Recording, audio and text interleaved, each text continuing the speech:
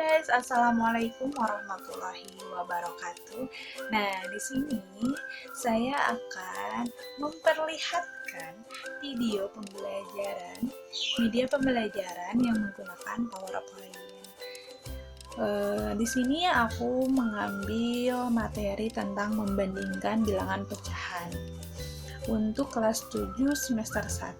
Oke, kita lihat sekitar. Aku mau mempresentasikan media pembelajaran melalui PowerPoint membandingkan bilangan pecahan untuk kelas 7 dan semester 1. Sebelum kita ke contoh soal, kita lihat dulu nih ilustrasi pecahan pada gambar berikut. Nah, di sini ada segi 4. Udah dibagi menjadi beberapa bagian.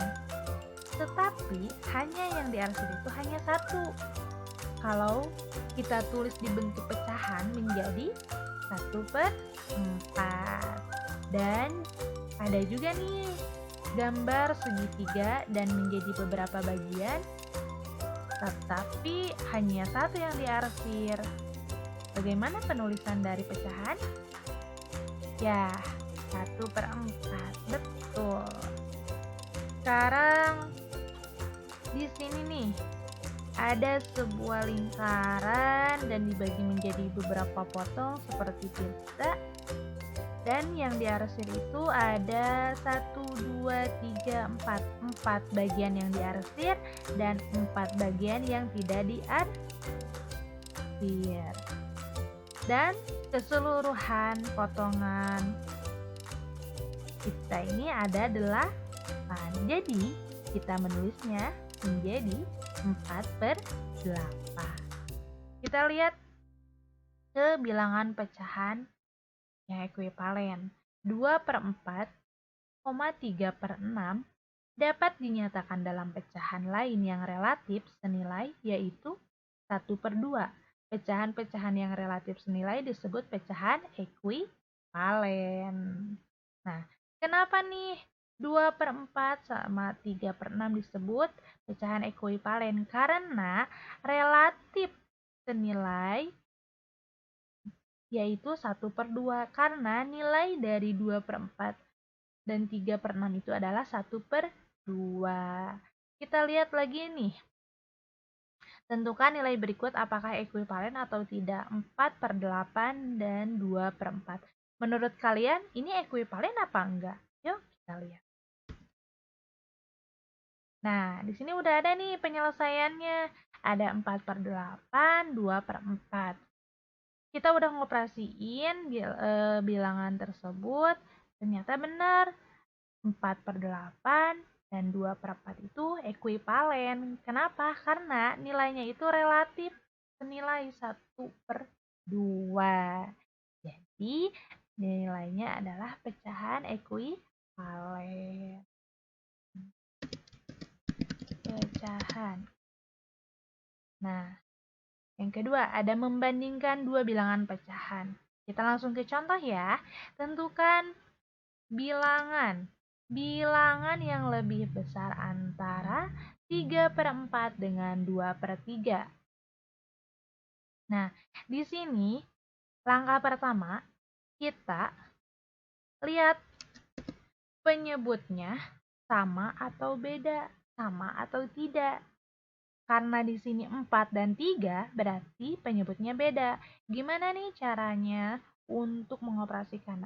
Sebelum kita mengoperasikan bilangan yang ini, kita harus menyamakan dulu penyebutnya. Caranya, penyebut yang satu dikalikan dengan penyebut yang lain, yaitu 4 dikali 3 hasilnya 12. Nah, penyebutnya udah berubah nih. Sekarang kita ubah juga pembilangnya. 3 dan 2 kita ubah. Caranya, 12 dibagi penyebut yang lama dikali pembilang. Hasilnya adalah 9. Begitupun dengan bilangan yang kedua. Yang kedua, 12 dibagi 3 dikali 2 hasilnya 8. Dan bentuknya menjadi seperti ini. Jadi berubah. Pembilangnya berubah, penyebutnya juga berubah. Jadi 9/2 dan 8/12.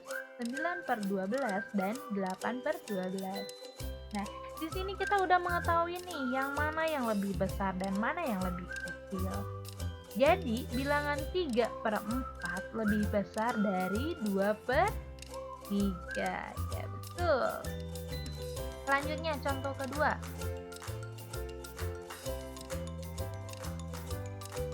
Contoh kedua. Nah, kalau di sini udah dioperasiinnya seperti ini, nggak dijelasin kayak tadi. Nah, caranya gimana? Sama caranya dengan yang contoh pertama. Kita ubah dulu penyebutnya karena penyebutnya itu berbeda. Gimana kalau penyebutnya sama? Kalau penyebutnya sama, kita tinggal operasiin yang pembilangnya saja. Nah, yang ininya saja kita operasiin. Ya, dari kalau sudah mengoperasikan pembilangnya, kita bisa tahu nih bilangan mana yang lebih besar dan mana yang lebih kecil. Nah, karena di sini beda, kita kalikan dulu 7 dikali 4. Berapa? Hasilnya 28. Nah, karena penyebutnya udah berubah, kita ubah dulu pembilangnya. Jadi 12 dibagi 7 dikali 2 hasilnya 8. Sama juga kayak ini. Jadi 2/7 lebih kecil dari 3/4. Nah, segitu dulu presentasi yang saya berikan. Mohon maaf jika ada salah kata, salah penjelasan. Kita sama-sama belajar. Wassalamualaikum warahmatullahi wabarakatuh.